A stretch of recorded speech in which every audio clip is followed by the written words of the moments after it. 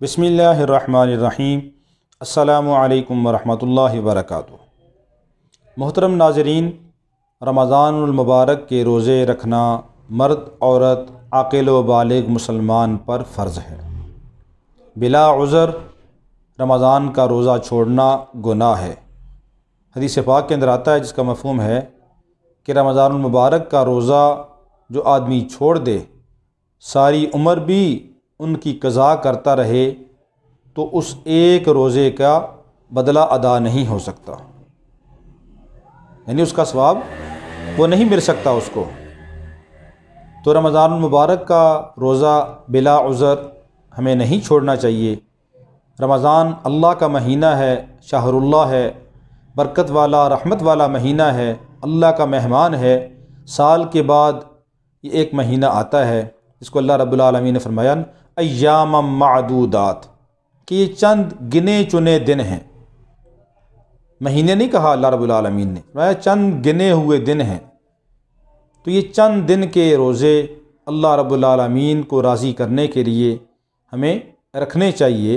बिला उज़र या छोटे छोटे उज़र, छोटी बीमारी की वजह से हमें नहीं छोड़ना चाहिए। तो आज की वीडियो के अंदर ख़ास तौर पे औरतों के मुताल्लिक़ कुछ मख़सूस मसाइल हैं, उनका ज़िक्र करना है कि रमज़ान मुबारक के अंदर औरतों के लिए रोज़ा छोड़ना किन किन वजूहात की बिना पर जायज़ है और बाद में वो उसकी क़ज़ा कर सकती हैं।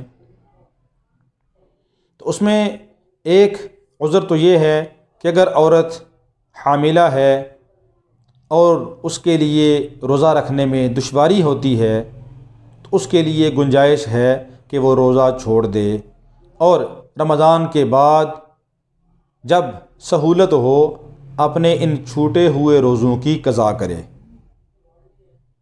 इसी तरह औरत मुर्ज़िआ है, यानी बच्चे को दूध पिलाती है और रमज़ान का रोज़ा रखने की वजह से उसके लिए मुश्किल होती है कि वह अपने बच्चे को दूध भी पिलाए और रोज़ा भी रखे, या इसके रोज़ा रखने की वजह से बच्चा भूखा रहता है, तो फिर भी इसके लिए रोज़ा छोड़ने की गुंजाइश है कि वो रोज़ा छोड़ दे और बाद में रमज़ान के जितने रोज़े छूट चुके हैं उनकी क़ज़ा करे। इसी तरह हर बालिग़ औरत के ऊपर महीना के अंदर चंद मख़सूस अय्याम आते हैं जो नापाकी के अय्याम होते हैं, उनके अंदर भी औरत रोज़ा नहीं रख सकती। उन अय्याम में औरत के लिए क़ुरान पढ़ना, नमाज़ पढ़ना, रोज़ा रखना ये जायज़ नहीं है, क्योंकि ये नापाकी के अय्याम हैं, लिहाजा ये सारे काम करना उसके लिए नाजायज़ है। लेकिन नमाज का मामला तो ये है कि नमाज जितने दिनों की छूट जाए उनकी क़ज़ा करना औरत के ज़िम्मे नहीं है। लेकिन चूँकि रमज़ान ये साल के अंदर एक दफ़ा आता है तो लिहाजा इस वजह से रमज़ान के जितने रोज़े 5, 7, 6, 10 जितने रोज़े छूट जाएं तो उनकी क़ज़ा करना लाजिम है। चाहे तो रमज़ान के फ़ौरन बाद उनकी क़ज़ा कर ले या कुछ ताख़ीर से करे, लेकिन उनकी क़ज़ा करना लाजिम है। अगर उनकी क़ज़ा नहीं की तो इंदल्लाह ये औरत मुजरिम है, अल्लाह के यहाँ पकड़ का ये ज़रिया बन जाएगा। तो इसलिए रमज़ान के जितने रोज़े छूट जाएं उनकी रमज़ान के बाद फ़ौरी तौर पे क़ज़ा कर लें या ताख़ीर से करें, लेकिन क़ज़ा करना ज़रूरी है। यह ज़रूरी नहीं है कि वो आपने लगातार छोड़े हैं रमज़ान के रोज़े तो क़ज़ा भी लगातार करें, नहीं, बल्कि उनको बेशक वक्फ़ा से कर लें, लेकिन क़ज़ा करना ज़रूरी है। और अगली बात कि रमज़ान के अगर रोज़े छूट गए हैं तो रमज़ान के अंदर तो तरावी भी पढ़ी जाती है और दिन को रोज़ा होता है, लेकिन अगर बाद में जब रोज़ों की क़ज़ा कर रहे हैं तो तरावी नहीं पढ़नी, सिर्फ़ रमज़ान के रोज़ों की क़ज़ा है।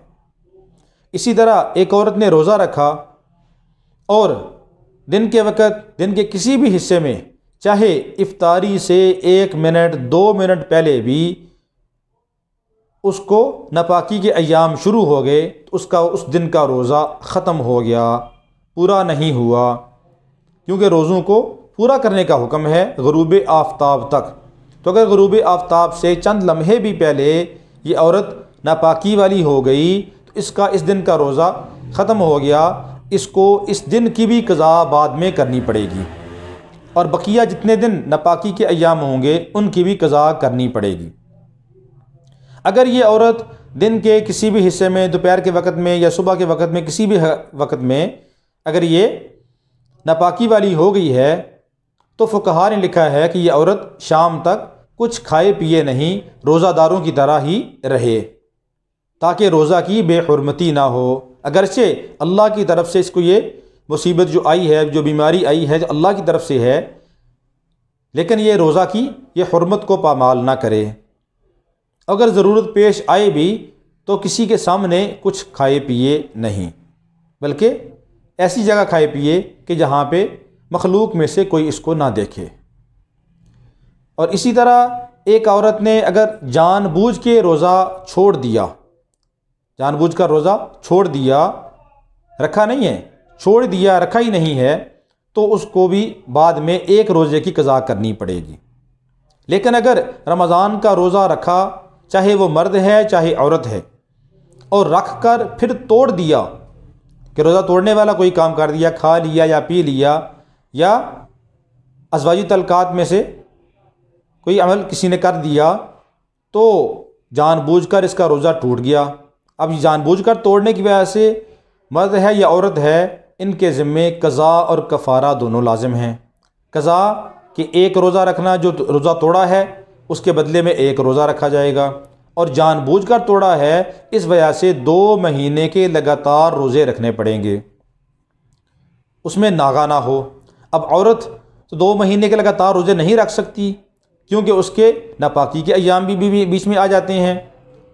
तो उसका तरीका ये है कि ये औरत अपने रमज़ान के रोज़े जो उसने 2 महीने के लगातार रोज़े रखने हैं उनको शुरू करेगी, और जब नापाकी के अय्याम आएंगे तो उनको वो बीच में से मिनहा कर लेगी, निकाल लेगी। जितने दिन निकल गए हैं वो शुमार नहीं होंगे, लेकिन जूँ ही इसके नापाकी के अय्याम ख़त्म होंगे तो फिर ये मज़ीद ताख़ीर नहीं कर सकती, एक नागा भी नहीं कर सकती।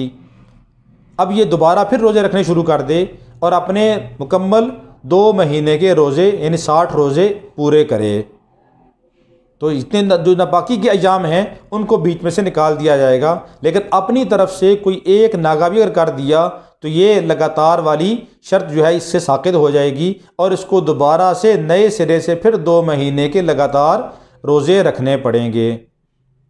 एक औरत बलूगत के बाद रोज़ा रखती थी, नापाकी के अय्याम आते थे रोज़ा नहीं रखती थी, लेकिन बाद में उसने क़ज़ा भी नहीं किए। 2 साल, 4 साल, 5 साल गुजर गए।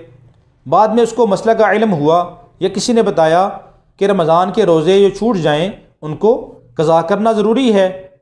तो अब वो क्या करे, अब उन सारे क़ज़ा रोज़ों को वो शुमार करे कि हर साल के 5 रोज़े हैं, 6 हैं, 7 हैं, जितने रोज़े बनते हैं उनको शुमार करे, और उन सब रोज़ों की क़ज़ा करना उसके ज़िम्मे लाजिम है।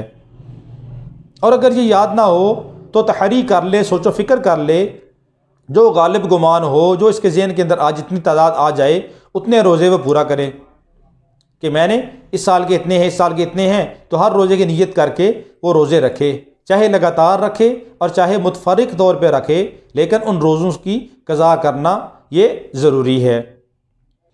अगला मसला ये है कि एक औरत ने रमज़ान के रोज़े छोड़े थे बीमारी की वजह से, लेकिन उसको मोहलत नहीं मिली उन रोज़ों की क़ज़ा करने की।